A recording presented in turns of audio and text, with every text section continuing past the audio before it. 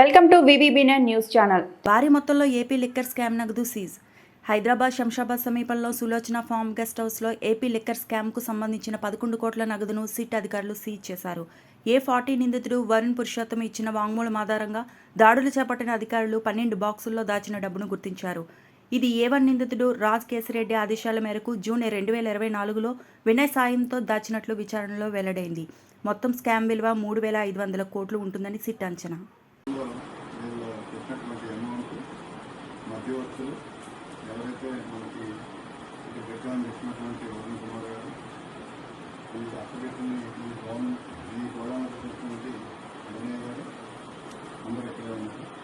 7 సంవత్సరంలో ఈ నోట్ల కట్టలన్నీ లెక్కిస్తే 12 బాక్సుల్లో మొత్తం 11 కోట్ల రూపాయలు దీంట్లో ప్యాక్ చేయబడి ఉన్నాయి.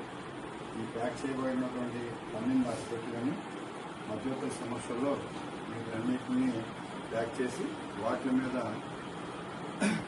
మధ్యవర్తులు ఈ ప్రత్యక్ష సాక్షులు ఈ కేసులో అసిస్టెంట్ ఇన్వెస్టిగేషన్ ఆఫీసర్స్ కూడా సంతకాలు చేసినటువంటి స్లిప్స్ని ఈ బాక్సుల మీద అందించి దీన్ని సీల్ చేయడం జరుగుతుంది.